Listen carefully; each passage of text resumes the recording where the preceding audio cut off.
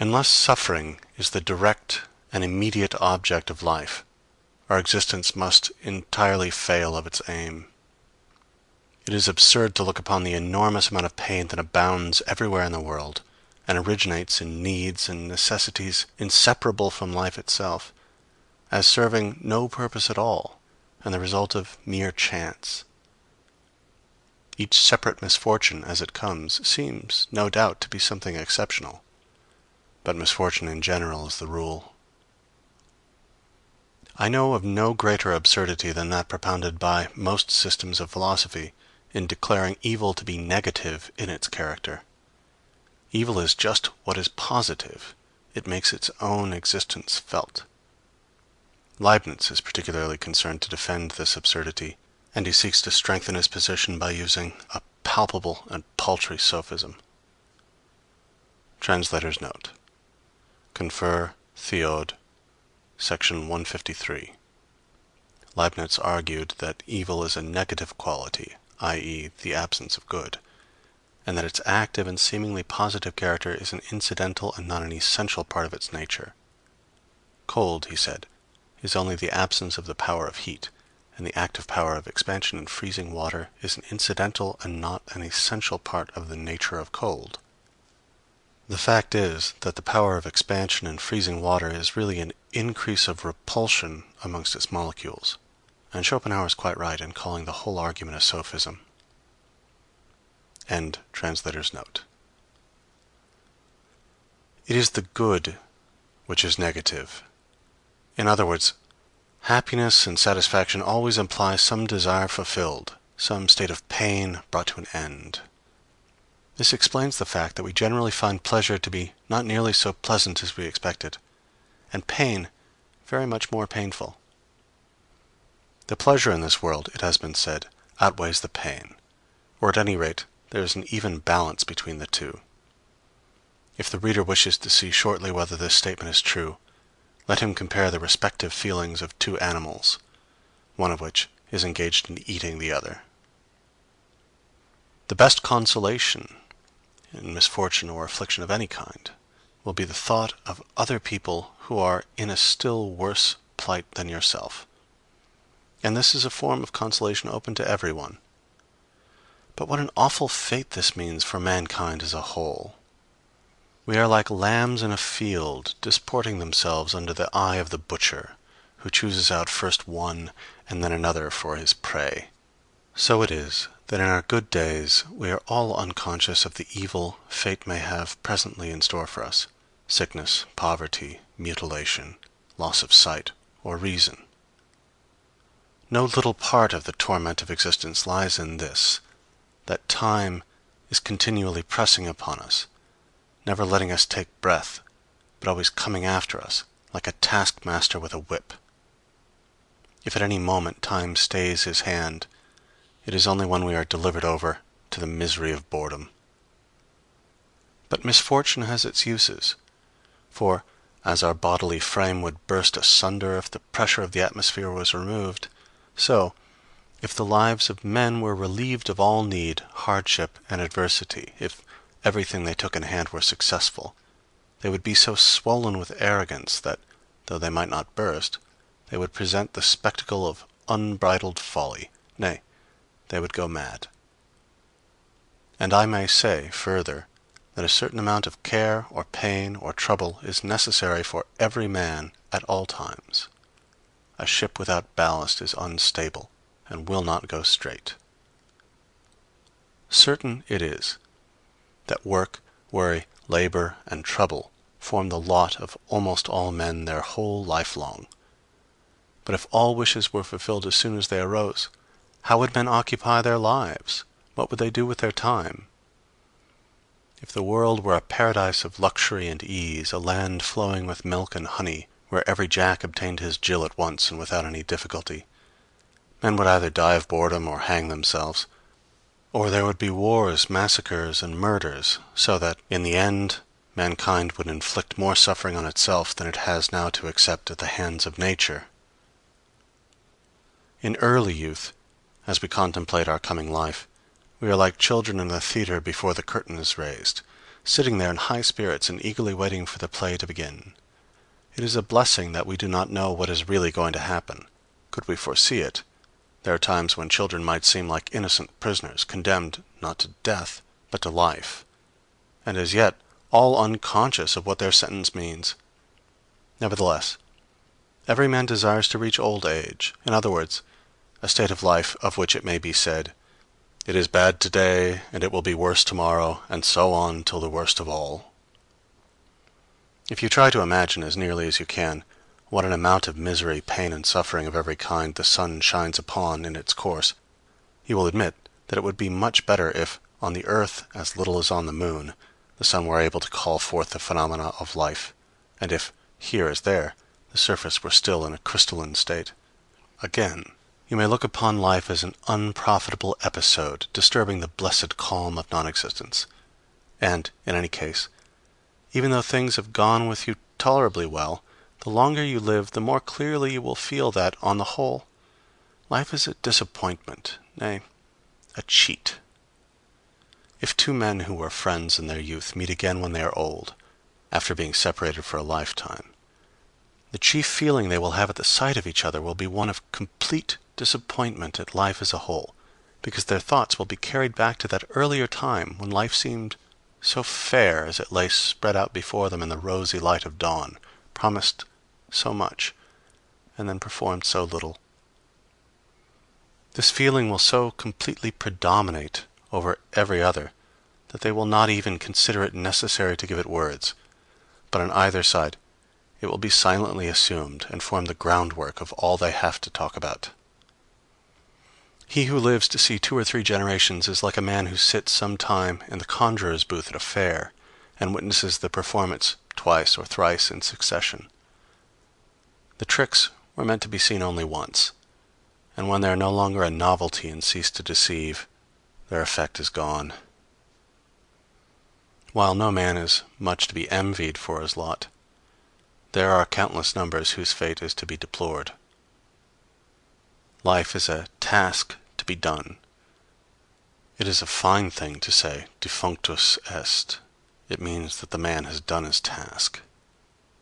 If children were brought into the world by an act of pure reason alone, would the human race continue to exist?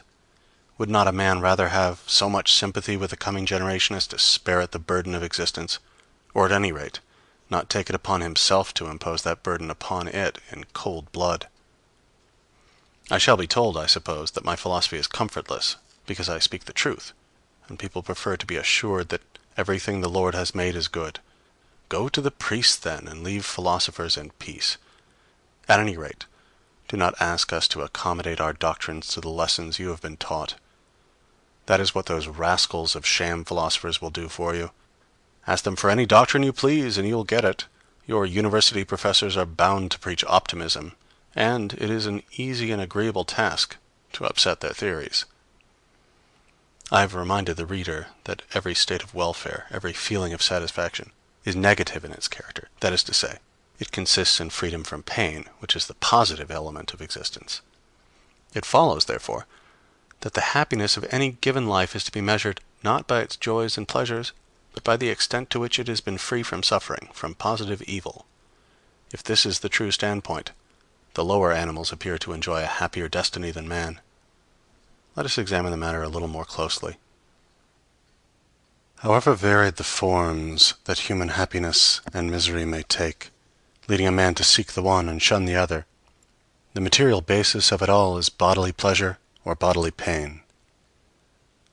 This basis is very restricted. It is simply health, food, protection from wet and cold, the satisfaction of the sexual instinct, or else the absence of these things.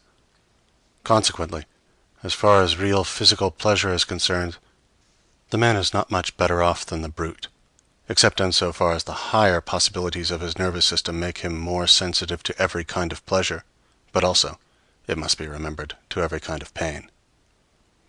But then, compared with the brute, how much stronger are the passions aroused in him! What an immeasurable difference there is in the depth and vehemence of his emotions! And yet, in the one case as in the other, all to produce the same result in the end, namely, health, food, clothing, and so on.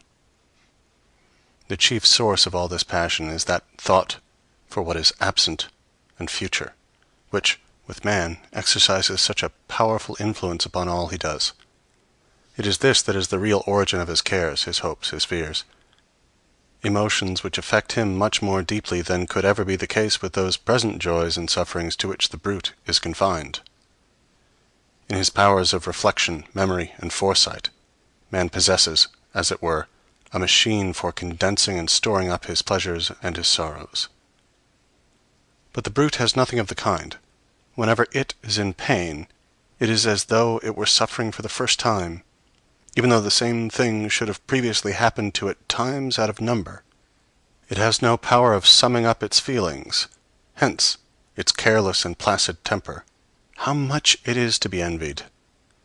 But in man, reflection comes in, with all the emotions to which it gives rise, and taking up the same elements of pleasure and pain which are common to him and the brute, it develops his susceptibility to happiness and misery to such a degree that, at one moment, the man is brought in an instant to a state of delight that may even prove fatal, at another to the depths of despair and suicide. If we carry our analysis a step farther, we shall find that, in order to increase his pleasures, man has intentionally added to the number and pressure of his needs, which in their original state were not much more difficult to satisfy than those of the brute. Hence, luxury in all its forms, delicate food, the use of tobacco and opium, spirituous liquors, fine clothes, and the 1,001 things that he considers necessary to his existence. And above and beyond all this, there is a separate and peculiar source of pleasure and consequently of pain, which man has established for himself, also as the result of using his powers of reflection. And this occupies him out of all proportion to its value, nay, almost more than all his other interests put together. I mean ambition, and the feeling of honor and shame.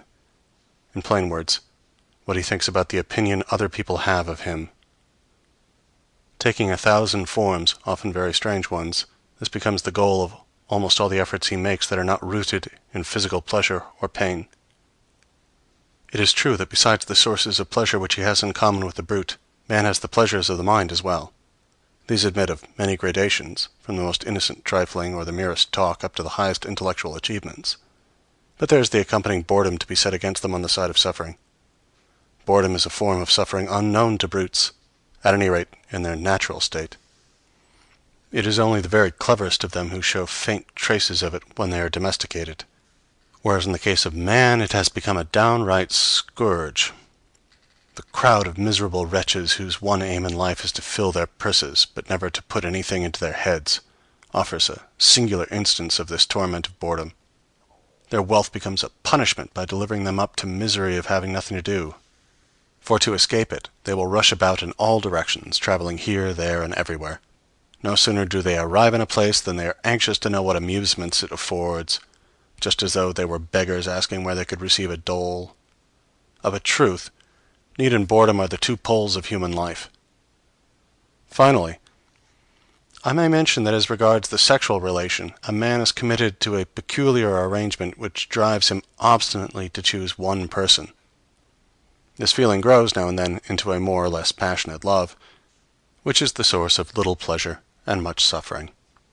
It is, however, a wonderful thing that the mere addition of thought should serve to raise such a vast and lofty structure of human happiness and misery, resting, too, on the same narrow basis of joy and sorrow as man holds in common with the brute, and exposing him to such violent emotions, to so many storms of passion, so much convulsion of feeling, that what he has suffered stands written, and may be read in the lines on his face.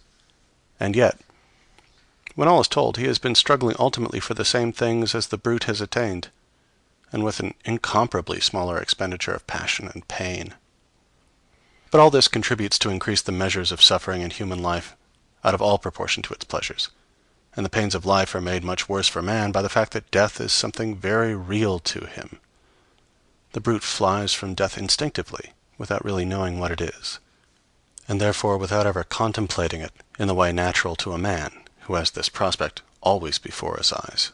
So that, even if only a few brutes die a natural death, and most of them live only just long enough to transmit their species, and then, if not earlier, become the prey of some other animal, whilst man, on the other hand, manages to make so-called natural death the rule, to which, however, there are a good many exceptions. The advantage is on the side of the brute, for the reasons stated above. But the fact is that man attains the natural term of years just as seldom as the brute, because the unnatural way in which he lives and the strain of work and emotion lead to a degeneration of the race, and so his goal is not often reached. The brute is much more content with mere existence than man. The plant is wholly so, and man finds satisfaction in it just in proportion as he is dull and obtuse. Accordingly, the life of the brute carries less sorrow with it, but also less of joy when compared with the life of man.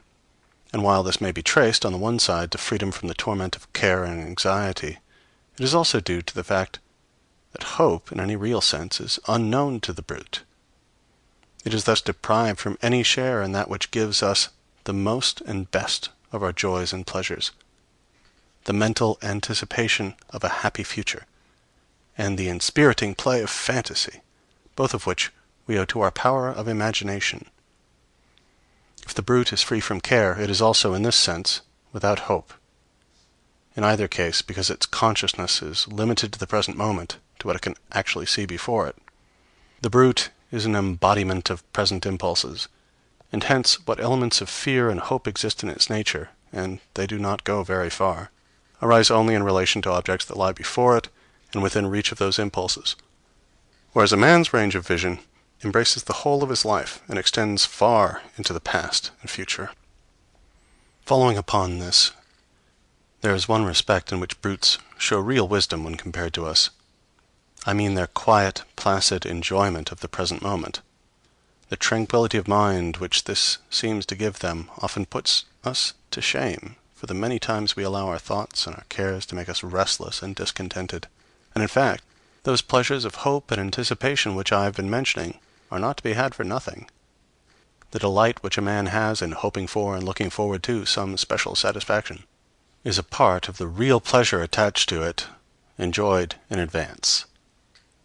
This is afterwards deducted, for the more we look forward to anything, the less satisfaction we find in it when it comes. But the brute's enjoyment is not anticipated, and therefore suffers no deduction, so that the actual pleasure of the moment comes to it whole and unimpaired. In the same way, too, evil presses upon the brute only with its own intrinsic weight, whereas with us, the fear of it coming often makes its burden 10 times more grievous. It is just this characteristic way in which the brute gives itself up entirely to the present moment that contributes so much to the delight that we take in our domestic pets. They are the present moment personified, and in some respects they make us feel the value of every hour that is free from trouble and annoyance, which we, with our thoughts and preoccupations, mostly disregard. But man, that selfish and heartless creature, misuses this quality of the brute to be more content than we are with mere existence, and often works it to such an extent that he allows the brute absolutely nothing more than mere bare life. The bird which was made so that it might rove over half of the world he shuts up into the space of a cubic foot, there to die a slow death in longing and crying for freedom, for in a cage it does not sing for the pleasure of it. And when I see how man misuses the dog, his best friend, how he ties up this intelligent animal with a chain, I feel the deepest sympathy with the brute, and burning indignation against its master. We shall see later that by taking a very high standpoint, it is possible to justify the sufferings of mankind.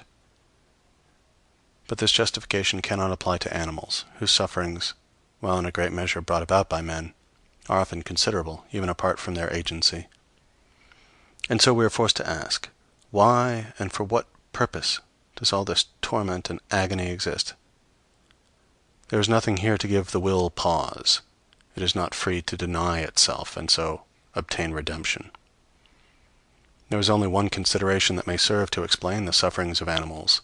It is this, that the will to live, which underlies the whole world of phenomena, must, in their case, satisfy its cravings by feeding upon itself. This it does by forming a gradation of phenomena, every one of which exists at the expense of another. I have shown, however, that the capacity for suffering is less in animals than in man. Any further explanation that may be given of their fate will be in the nature of hypothesis, if not actually mythical in character, and I may leave the reader to speculate upon the matter for himself. Brahma is said to have produced the world by a kind of fall or mistake, and in order to atone for his folly he is bound to remain in it himself until he works out his redemption. As an account of the origin of things, that is admirable. According to the doctrines of Buddhism, the world came into being as the result of some inexplicable disturbance in the heavenly calm of nirvana, that blessed state obtained by expiation, which had endured for so long a time, the change taking place by a kind of fatality. This explanation must be understood as having at bottom some moral bearing, although it is illustrated by an exactly parallel theory in the domain of physical science, which places the origin of the sun in a primitive streak of mist, formed one knows not how. Subsequently, by a series of moral errors, the world became gradually worse and worse, true of the physical orders as well, until it assumed the dismal aspect it wears today. Excellent! The Greeks looked upon the world and the gods as the work of an inscrutable necessity. A passable explanation. We may be content with it until we can get a better. Again, Ormuzd and Ahriman are rival powers continually at war. That is not bad. But that a god like Jehovah should have created this world of misery and woe out of pure caprice, and because he enjoyed doing it, and should then have clapped his hands in praise of his own work and declared everything to be very good, that will not do at all. In its explanation of the origin of the world, Judaism is inferior to any other form of religious doctrine professed by a civilized nation, and it is quite in keeping with this that it is the only one which presents no trace whatever of any belief in the immortality of the soul. Even though Leibniz's contention that this is the best of all possible worlds were correct, that would not justify God in having created it, for he is the creator not of the world only, but of possibility itself, and therefore he ought to have so ordered possibility as that it would admit of something better. There are two things which make it impossible to believe that this world is the successful work of an all-wise, all-good, and at the same time all-powerful being. Firstly, the misery which abounds in it everywhere, and secondly, the obvious imperfection of its highest product, man, who is a burlesque of what he should be. These things cannot be reconciled with any such belief. On the contrary, they are just the facts which support what I've been saying. They are our authority for viewing the world as the outcome of our own misdeeds, and therefore as something that had better not have been. Whilst, under the former hypothesis, they amount to a bitter accusation against the Creator and supply material for sarcasm, under the latter, they form an indictment against our own nature, our own will, and teach us a lesson of humility. They teach us to see that, like the children of a libertine, we come into the world with the burden of sin upon us, and that it is only through having continually to atone for this sin that our existence is so miserable, and that its end is death. There is nothing more certain than the general truth that it is the grievous sin of the world which has produced the grievous suffering of the world. I am not referring here to the physical connection between these two things lying in the realm of experience. My meaning is metaphysical. Accordingly, the sole thing that reconciles me to the Old Testament is the story of the fall. In my eyes, it is the only metaphysical truth in that book, even though it appears in the form of an allegory. There seems to me no better explanation of our existence than that it is the result of some false step, some sin of which we are paying the penalty. I cannot refrain from recommending the thoughtful reader a popular, but at the same time profound treatise on this subject by Claudius, which exhibits the essentially pessimistic spirit of Christianity. It is entitled, "Cursed is the ground for thy sake." Between the ethics of the Greeks and the ethics of the Hindus, there is a glaring contrast. In the one case, with the exception, it must be confessed, of Plato, the object of ethics is to enable a man to lead a happy life. In the other, It is to free and redeem him from life altogether, as is directly stated in the very first words of the Sankhya Karika. Allied with this is the contrast between the Greek and the Christian idea of death. It is strikingly presented in a visible form on a fine antique sarcophagus in the gallery of Florence, which exhibits in relief the whole series of ceremonies attending a wedding in ancient times, from the formal offer to the evening when Hymen's torch lights the happy couple's home. Compare that with the Christian coffin, draped in mournful black and surmounted with a crucifix. How much significance there is in these two ways of finding comfort in death. They are opposed to each other, but each is right. The one points to the affirmation of the will to live, which remains sure of life for all time, however rapidly its forms may change. The other, in the symbol of suffering and death, points to the denial of the will to live, to redemption from this world, the domain of death and devil. And in the question between the affirmation and the denial of the will to live, Christianity is in the last resort right. The contrast which the New Testament presents when compared to the Old, according to the ecclesiastical view of the matter, is just that existing between my ethical system and the moral philosophy of Europe. The Old Testament represents man as under the dominion of law, in which, however, there is no redemption. The New Testament declares law to have failed, frees man from its dominion, and in its stead preaches the kingdom of grace to be won by faith, love of neighbor, and entire sacrifice of self. This is the path of redemption from the evil of the world. The spirit of the New Testament is undoubtedly asceticism, however your Protestants and rationalists may twist it to suit their purpose. Asceticism is the denial of the will to live, and the transition from the Old Testament to the New, from the dominion of law to that of faith, from justification by works to redemption through the mediator, from the domain of sin and death to eternal life in Christ, means, when taken in its real sense, the transition from the merely moral virtues to the denial of the will to live. My philosophy shows the metaphysical foundation of justice and the love of mankind, and points to the goal to which these virtues necessarily lead if they are practiced in perfection. At the same time, it is candid in confessing that a man must turn his back upon the world, and that the denial of the will to live is the way of redemption. It is therefore really at one with the spirit of the New Testament, whilst all other systems are couched in the spirit of the Old, that is to say, theoretically as well as practically, their result is Judaism, mere despotic theism. In this sense, then, my doctrine might be called the only true Christian philosophy, however paradoxical a statement this may seem to people who take superficial views, instead of penetrating to the heart of the matter.